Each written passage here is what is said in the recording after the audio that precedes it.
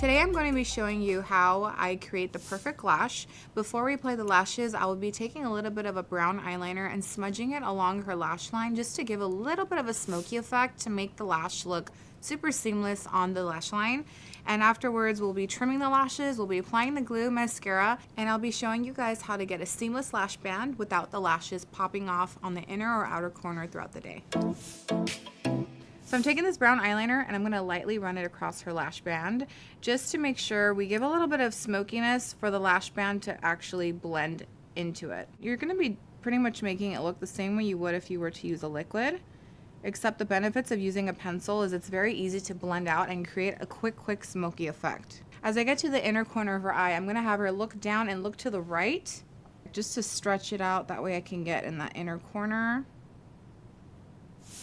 And I'll be taking a bronzy eyeshadow with a flat brush. Tap off any excess and we're just gonna go upwards and really blend it out.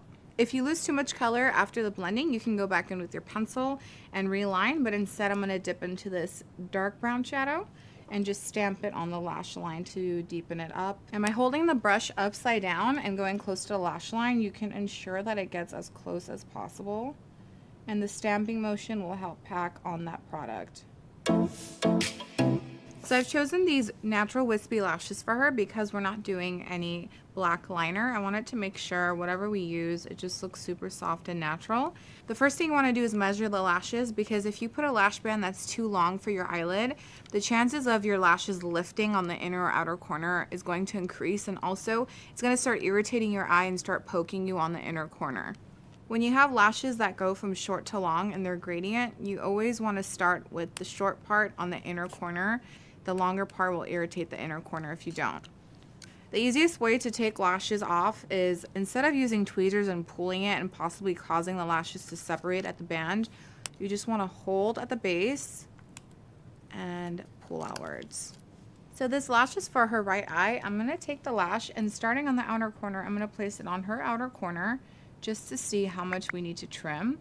Now when you look at it like this, it looks like it's going to fit her eyelid, but when she opens her eyes and closes it, that inner part is going to pinch her. So no matter how long your eye is, I always feel like you do need to trim just a little bit. So since this is a gradient lash, I am going to cut from the outer corner and I'm going to trim about 3 little chunks off. So that looks good. Before you apply any false lash, you want to make sure you apply mascara. This will add some volume and dimension to her natural lashes. Also, it'll help keep the curl. That way when you put the false lashes on, it just blends in seamlessly. So first thing we're going to do is we're going to curl the lashes. Go ahead and look straight.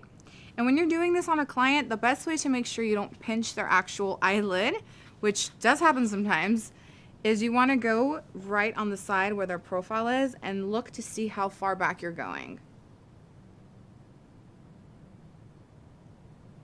And I like to pinch down a few times and push backwards. This will ensure we get the most curl possible. Next, I'll be taking mascara. When applying mascara on somebody else, I always like to push up their eyelid. That way I can get into the root of their lashes. If I just go ahead and apply the mascara, it's mainly just going to get the tip of her lashes, which is fine for someone that has a lot of volume, but I like to actually get in the root and wiggle as I go upwards. By having my finger here, it will prevent the mascara from hitting and stamping her eyelid.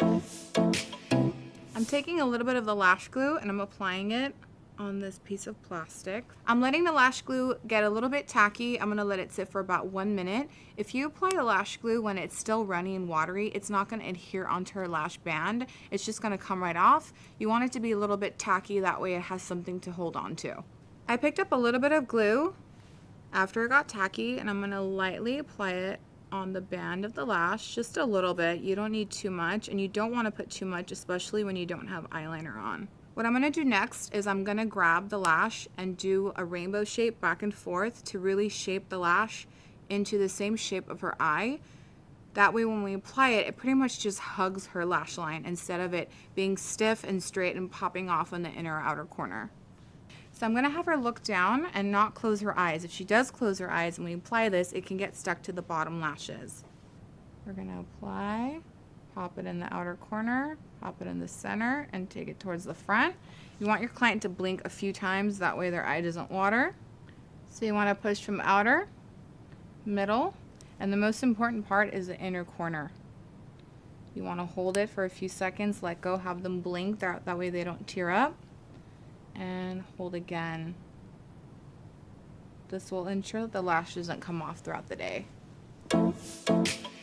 Next, I'm going to be using this felt tip liner to conceal her lash band and to make sure none of the glue shows.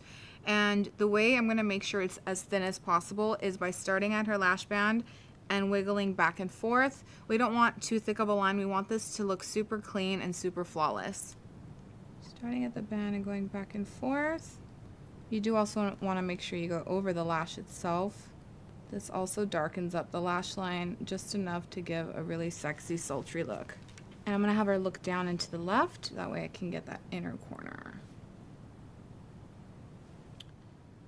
Now I'll be taking the mascara and just doing 2 thin coats on top to make sure the false lash and the natural lash just blend in together.